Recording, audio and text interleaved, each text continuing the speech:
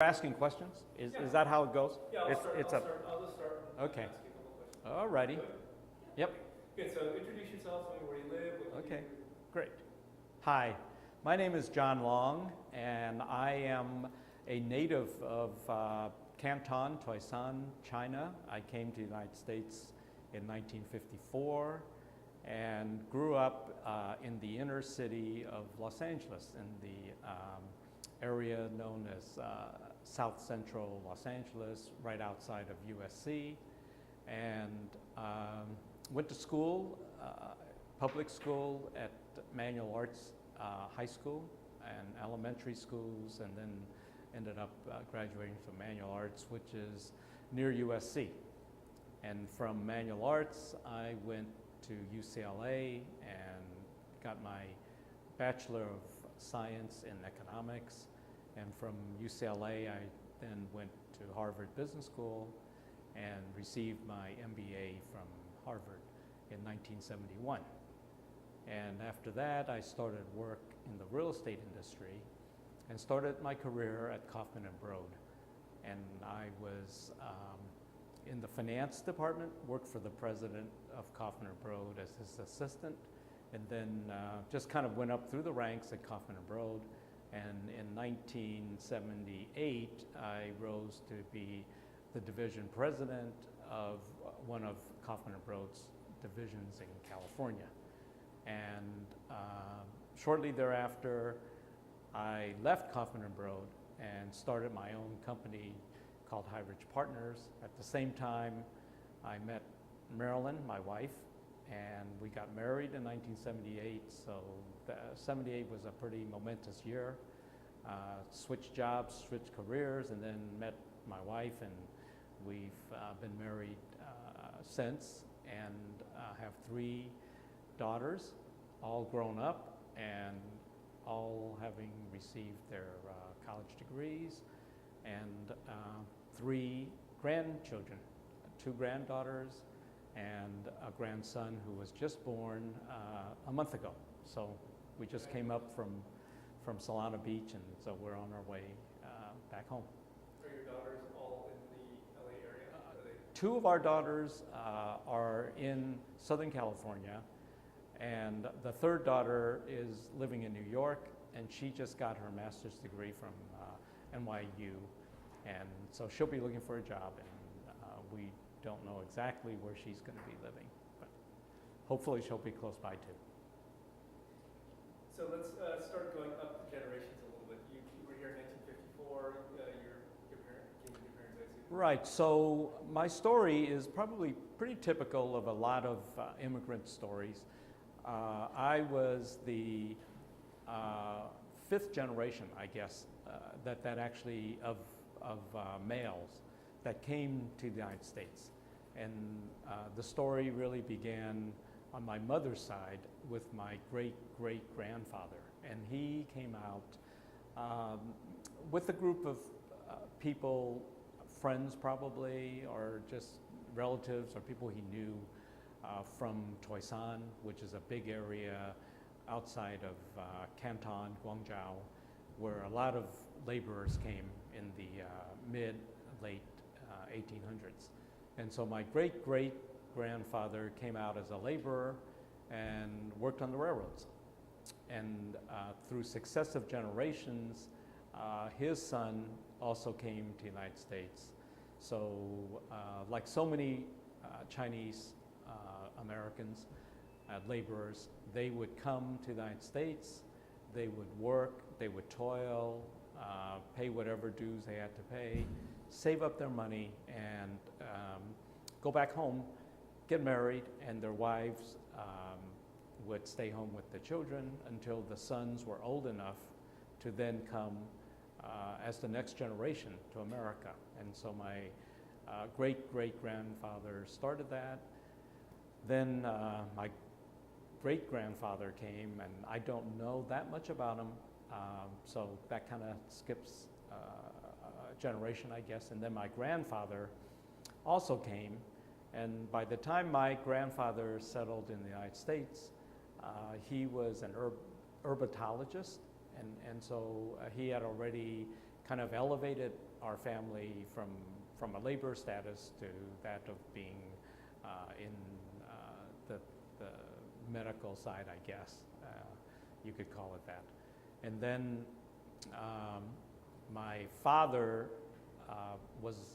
came on a merchant status, and so he and his brothers, he came from a large family of brothers, and he and his brothers started a number of businesses, grocery business, and they also were into farming and restaurants. And so my father was born in 1916 and came out probably right after the Depression and stayed in the United States. And I was born in 1947, right after the war. So like all these successive generations before him, he went back home to China, got married to my mother, and I had one brother who's passed away, and he's 10 years older than me, and he came to the United States in the early 50s. And then I came out to the United States when I was relatively young, and that was because of the communist revolution and because of the communist purge. We escaped from Taiwan when Mao came down and basically shut the ports and started persecuting the capitalists. And so that brought me to the United States. And when I came to the United States, even though there were 5 generations of us that were here, we had really very little money, very little in the way of connections with America. We were still foreigners. My father read English but spoke broken English. And so we're very much first generation. I remember the first time I saw my father was when I was 7 years old, and went to see where he lived, and he actually lived in what they call a $1 a day room, which was downtown Los Angeles. So even though he was a merchant, he lived in a one-room, not even with a bathroom, just kind of where he went at night. And then he and his brothers during the day had, as I said, a number of businesses. So let's go back quickly. Your great-great-grandfather, do you happen to know his name? No, I don't. And that was on my mother's side. Right. Right. So not. So it was not even a Leong, it was a Ham. So. And then so your great-great-grandfather came here, worked, went back, got married, had kids, and then did he ever come back, or he stayed back? No, he came back. Oh, he did. Okay, so Yes. he just went back to essentially start his family. Right, to start his family, then came back here. And then when my grandfather was of age, then my grandfather came out, basically following my great-great-grandfather. Right. So my great-grandfather came as a result. And And then I think he went back home, and I believe he stayed home. And until my grandfather, he was educated in China and came out to the United States and practiced herbal medicine. That's an interesting story. I haven't heard this one where it's like essentially a relay, right? You're just Yes. sending your sons. Most of them, they either most of the descendants I've spoken to, either one ancestor comes over and they kind of settle and create this big chain, or they go back and sort of never come and they skip a generation. Right. But this is interesting. This is like 5 generations of. Fine. Well, I think there was one generation, probably my great-grandfather, that kind of skipped. But Right. yeah. But I think because my great-great-grandfather was still alive and he was still here, he was able to bring my grandfather here. Right. And so that's how. And then my grandfather was the one that actually was in the United States when the 1906 earthquake happened. And so as like so many Chinese, that's when he declared himself to be a citizen. Right. And so successively, we had a number of hams that became paper hams that he also helped bring to the United States. So we do have a little bit of that kind of connection with all those different events. Right. Yeah. Very interesting. And so when you came over, were you coming over as a citizen? I came over, my father, yes, became a citizen. So he was a naturalized citizen. And I became naturalized through him. But I had, so I think when I came over to the United States, I was not a citizen. But through him being a citizen, I became naturalized. And so I am a citizen of the United States. Okay, and so what was that like? You were 7 when you got here? I was 6.5, almost 7. And living in that same one-room place as your No, no. So my father, when we came out, we actually lived with one of my aunts for about a month. And then we found a house down in south central Los Angeles, near USC, as I said. And so we lived in that house, which was a 2-bedroom house. So my brother was here already, so it was my brother, my mother, myself. And growing up, I had no idea that we had any wealth and that we had any kind of material belongings, because I came out when I was so young. And as a result of actually their hard work and the money that they saved and the generations of investing was one of the reasons we were purged. And so having wealth actually got taken away at a very, very young age made me really understand and appreciate America and the privileges that I had. So growing up in America and growing up in a very urban setting, growing up with minorities in the inner city, I think helped me appreciate America more and really appreciate the privileges that we all have now. So do you have memories of China? You must have some. Very, very little. I think my experience was so traumatic that I think I blocked it all out. And because my mother, before she escaped from the communists, she had to escape from the Japanese. So my brother was born prior to World War II. And during that time, the Japanese invaded southern China, and she ran to the hills. So by the time she had to escape with me, I think that whole trauma is something that's still, it's almost like reading a book as opposed to really living through emotionally what it's like. I'm guessing your mother never spoke about it. No, very, very little. It was like, that's why there's so little of this history that I know, other than, bits and pieces of saying, well, this is how, and through questioning her is when she would volunteer these little tidbits. Is she still alive? No, my mother passed away 20 years ago. Yeah, she was 80. And my dad lived to be 95, and he passed away 15 years ago, 14 years ago. 95 is a pretty good run. Yeah, it was a really good age. And yeah, my father's side has a real run of longevity. Yeah. And how about your father's history? My grandfather was a professor. And I think on his side, I don't know exactly the history because I think he came out as a merchant on one of the merchant status through, I believe, my uncle, my great uncle. But they were not part of the railroad lineage. And they came to LA? They came to San Francisco first, and then they moved their way down to Los Angeles. Yeah, I'm curious. So, see what we don't know, if your great-great-grandfather working on the railroad, and I wonder how the Los Angeles connection happened. Was it I believe when my grandfather came, he came to Los Angeles. So somewhere between my great-great-grandfather and my grandfather, as I said, I believe that my great-grandfather was in China at that time.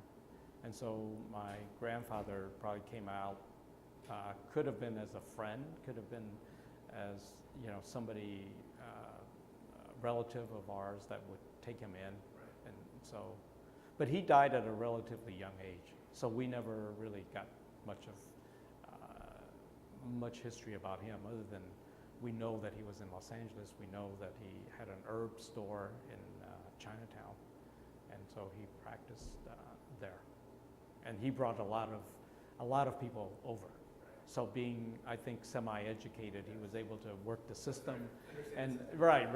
And so I think there was quite a few Hams that came, and so every time, So my mother, as an example, was never declared as his child because he would always declare having a son whenever he went back to China.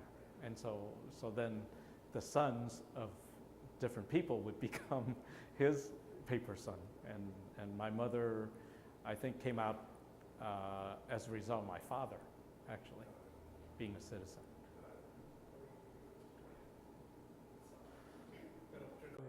Okay. My brother was, as I said, 10 years older than me. And he and I would say, have very, very different backgrounds and very different personalities and styles. So he was very much still of the old school, and he spoke broken English. He went to LA Polytechnic High School. He got a high school degree but never went to college.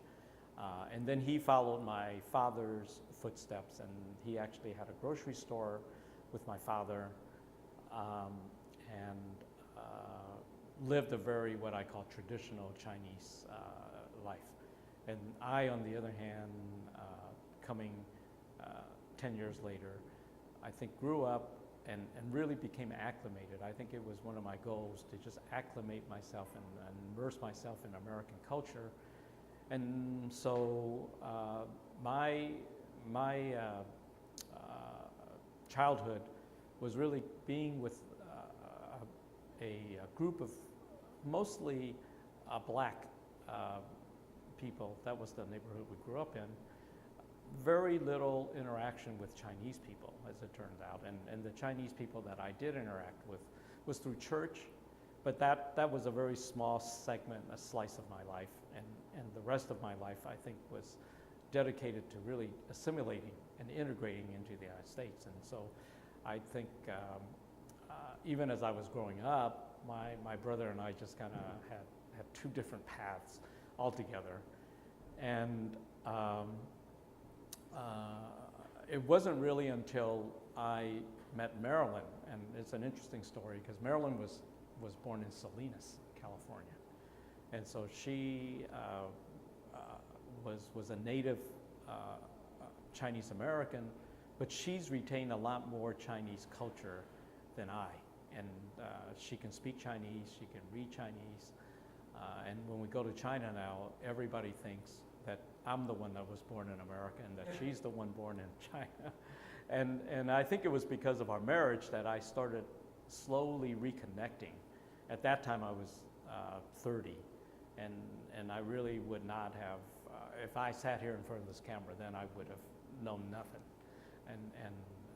So I think I became an example, I guess, of an American success story.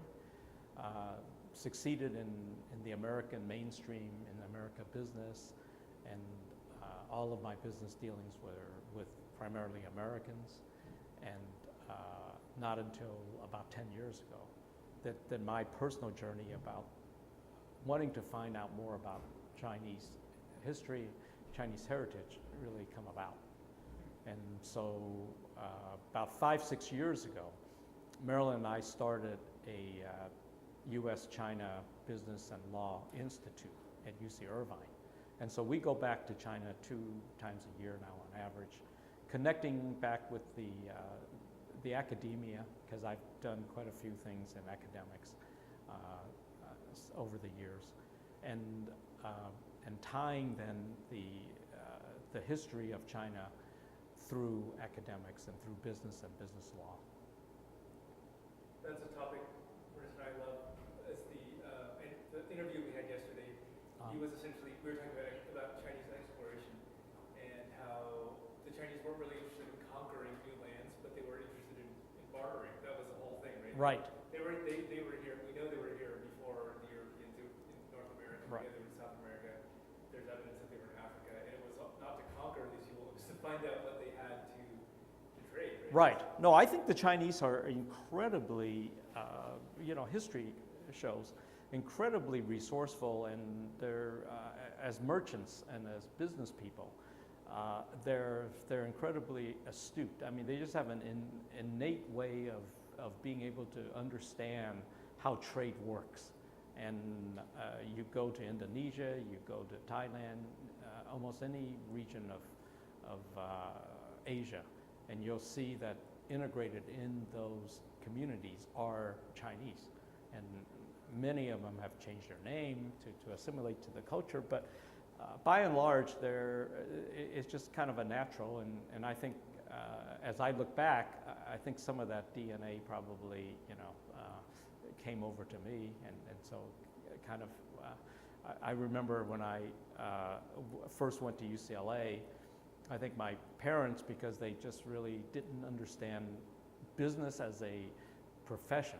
They understood being a doctor, being a lawyer, and so they encouraged me to go to UCLA and be an engineer, and it was just a total, disconnect. It was the worst thing could have happened to me, and somehow I, was able to kind of sort my life out and then major in economics, and as a result of that, became into business.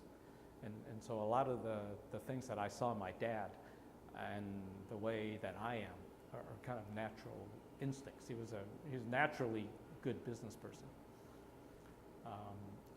And I think as we start to look at, our institute and the things that we do in business and business law, there's this whole bridge between the self-made entrepreneurs like my dad, and then the what I call more educated, formalized business people, which then came from probably more from the north. They were better educated, Taiwan, Hong Kong, and how those all kind of cross over and relate to each other is a pretty fascinating story unto itself as well. It sounds a lot like what you're talking about. Your grandfather kind of understood the system, and so that's kind of how I see education. It gives you the ability to understand the system, right? The business system, how business works. Instead of just running a store, you can understand how a bigger system works, and you can kind of maneuver through that. Yeah, I think education, for our generation, certainly adds some structure and scalability to it. So America's been a great place where businesses can actually expand and thrive. And in some respects, China and the United States are learning from each other in that sense. Because as you said, the Chinese, I think, innately have this sense of understanding how the business community works, and the kind of the ecosystem of commerce, and the American system of being able to forge partnerships and have corporations and be able to think globally have really allowed America to thrive in terms of scale. That China is just starting to come and learn some of the adaptive ideas that America's always had. So I think the two countries really are learning to respect each other more, and I think that's very, very encouraging. Is that how you got involved in the C100 group through that? I did, and it was during this journey that we started the U.S.-China Business and Law Institute that I was introduced to the C100. And again, it's kind of interesting because I started, my wife and I, Marilyn and I, started the U.S. business, U.S.-China Business and Law with the idea that we wanted it to be bilateral. But even when we started, I think going back to those 5-6 years, I saw it more from an American point of view.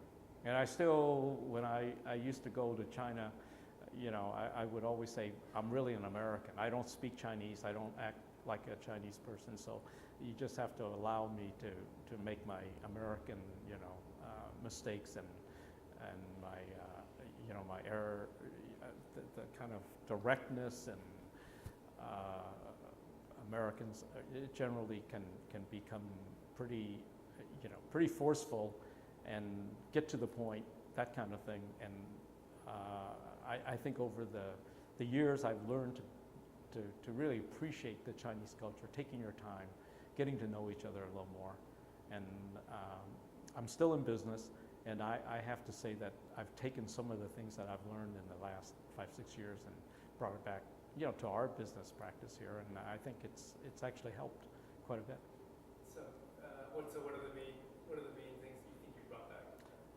I think what I have an understanding now more is to see the other person as a person first and foremost. And in American business, traditionally, when I graduated, from Harvard, people were just a piece of the puzzle. But the puzzle was definitely more business principles, relationships that were more geared towards how do you get a product done, how do you launch something, how do you make it more efficient, much more transactional. And I would say the first 25, 30 years of my business career were based on that. It was a transactionally based perspective.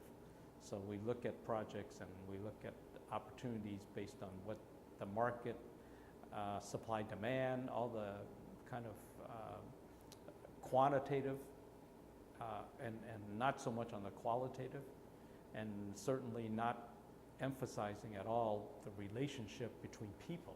And so the important thing was to get the project done, get it done on time, get the right project, get it to a point of economic value, and transition it, those type of things. And whereas today, I think we look much more at the quality of the people behind the business. And so we're investing, I would say today, as much in people as we are in the business that the people operate in. Okay, we'll make a couple more things on my mind. One, so where in China are you going for these academic? We've gone both northern and southern China. So Hong Kong, Taiwan, Greater China is how we would define it. Shanghai, Beijing, Guangzhou, and we're partnering with universities in all of those major cities to promote the programs that we have. And in those trips, have you gone back to your village? We did, but not as a result of the institute. We took our 3 girls back to the village, I would say maybe 10 years ago. And I think it was quite an eye-opener for all of us, including my children and certainly Marilyn and I. And it was interesting because the people that greeted us, I would say if I met them, I would have met them when I was 5, and I certainly don't remember them. But they just all came out, like a big crowd, yeah. And they just came all rushing to us, taking us back to our house, and so we got to see the house that I grew up in, and they were showing me, and having me all these stories that I don't know are true or not, but they were telling me how they used to play with me and all of that. But yeah, it was quite touching. Do you know the name of the village? It was Toisan Namcheong. It was Namcheong village in Toisan, and so it was Guangzhou, Toisan, Namcheong. That's where we're basically from. Oh, you are too? Yeah. Namcheong? No. Huinping. Oh, okay. Yeah. Okay. But I went back when I was a teenager, and my grandfather took me back, and it was, as you say, completely eye-opening. They came back Right. with complete appreciation. Yeah, and the village was still there. I don't know. Yeah, I don't know if Marissa's been there, but yeah. Oh, you got to go. I mean, it's one of those once in a lifetime things. Yeah. And, Stone walls, yeah. dirt Right. floor, Right. And yeah. just the whole thing. Yeah. I remember our house still had that stove that was fire. The wood stove, and it was well preserved. And they still occupy, some Well, somebody occupied it until about, I think, 20 years ago. Yeah, yeah. One of our distant relatives who lived to be 100, and a great aunt. And then after that, the house became empty. So. So what I understand is that the pattern has been in those villages is that they'll build new houses around the outside, and they preserve the old ones for migrant workers. Oh, I so see. When there's farming, when there's harvesting to do, they will rent those houses to the Wow. migrants, and then leave. Yeah. The families will live in a newer house outside of that. Well, one of the things that would be interesting, because we obviously have no use for the house now, and it's there, and if somehow it could be preserved, I don't know if there's any kind of projects that you know of that goes around preserving, but we would be. They did it in Shanghai for a whole neighborhood. Yeah. They basically considered it a heritage area. Right. Yeah, we've seen that. Yeah. Yeah, but I don't think in Guangzhou. That would be interesting. Yeah, yeah. So if you come across anything like that, it might be interesting to kind of pursue. Chinese government, maybe. Well, I think they'll do something like that. Yeah, yeah. But the Southern Chinese are they're so different. They're very much more merchant, I guess, than academic. And so when you talk about the villages that are preserved in Shanghai, it's a really different scale. I mean, yeah. So. Yeah. The Southern Chinese will say, well, how will I make money? Right. Yeah. Yeah, charging. Yeah, for the migrant workers. And so my last curiosity is you graduated from a manual arts high school. Mm-hmm. I'm just curious, what was that? That's a public high school. Yeah, it just happened to be the name of it was called Manual Arts, and I think it was before the school was founded. That area had a lot of farmers, and then the farmers, I think, went to be educated in some kind of manual labor technology. But one of the governors went there, Goodwin Knight, Jimmy Doolittle, the pilot, went there. So there was a number of pretty influential people. There was a very famous football player called John Arnett that also went there, and then he went to USC. And over the time, it came from that kind of upper crust to then becoming urbanized. And when I went, as I said, it was 90% black. Today it's 90% Latino. Really? That neighborhood's changed. Right. Where did the black community move? Then they kind of migrated out, and they dispersed. Yeah. Anything else you think of that you might? No, this is fun. I mean, I get to reminisce. No, it's great. Think of anything that we didn't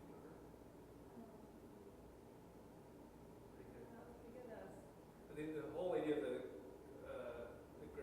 fathers going back and sending the sons is something very different. I haven't heard that. I haven't actually heard that. Oh, really? Oh, that happens quite a bit. Yeah.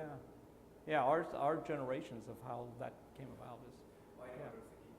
So between did your brother come 10 years earlier, or he came at the same time? He came, I would say, maybe 6-7 years earlier. Yeah. So Because he was older. See, he was, so if I came when I was 7, he was 7. So he might have come when he was like 13 or 14. Okay, so Yeah. he had more time in China to Yes. And so when he came, he really came to help that was the next generation of male. Yeah. So he was going to help my dad and, work with whatever business they were working in. Yeah, I'm just curious about that. If there was like a defining moment for you when you decided you would be more American and he decided you would be more No, American. I think because we're 10 years apart, and he was probably working and busy working. We didn't have a lot of what you would call bonding time, and I was just thrown into the community. And I remember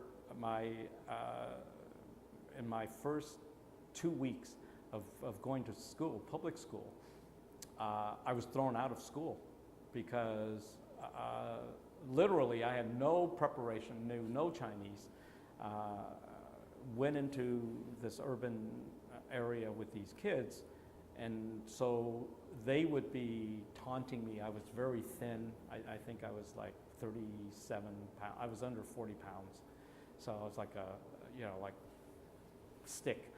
And they would make fun of me, chase me around, and but I think in the desire to acclimate, I picked up words, but I never realized that they were the swear words, and so they were, and so I was in school, and the teacher wrote me a note and said, take it home to your father, and I thought that, wow, here I am. This is pretty good, I get a note and go home. And my father was a very kind, very gentle person. There was one of 2 times that he's ever hit me, but I remember he saw the note and then he just like slapped me, and it was because he had to go to school and see the principal because I was acting out that much, and so when how of course, I didn't know any better, and so I learned quickly. But it's those moments that kind of define you, and you either kind of get with the program or you probably get left behind. And so I think somehow I got on with the program, and that became kind of my journey in America. That's a great story. Yeah, it is. It's kind of funny. I tell my kids that, and they laugh. And was it after that first year, did the community become more accepting of you, kind of? Or? Yeah, I really I got accepted very well, and I learned my first what I would call business proposition was I learned that if you back down and you act afraid of those people or any fear with enemies. They'll continue to attack you, and so somewhere in the first 2 or 3 years, I realized that I had to be one of them, and I had to be in a way stronger than them, and so when it got to junior high school, they would come and ask me questions about math, because I was pretty good at math. And they would ask me, how to solve math problems, which was easy. I mean, algebra or whatever it was. And so I said to myself, if I just help them because they intimidated me, I said, that's not going to work. And how I got that intuition, I don't know, because it certainly wasn't from my father, it wasn't through talking to him or my brother. But so I would say, okay, I'll help you, but I want to charge you $0.25. You have to pay me $0.25. And so, believe it or not, by charging them $0.25, I earned their respect. And so it was one of those, again, moments in life. So I learned a lot about just how to navigate through life. And even to today, when I take my kids to different countries, I would always take them on subways, take them into areas that they wouldn't necessarily go, only because I said if you really can figure out how to navigate through life,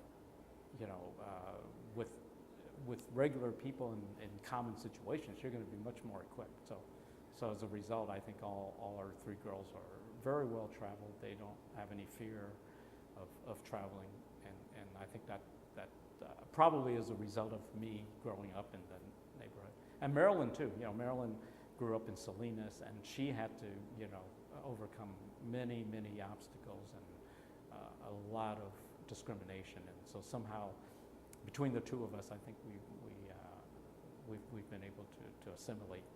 Good. Yep. But not bitter. That's important, right? No, there's no bitterness at all. No, I think we're blessed. I mean, we're truly 2 of the most blessed people. So, very good. well, thank you very much. Thank you. Okay. That's awesome. Let's get warm in here. Yep. Well, you got a nice setup.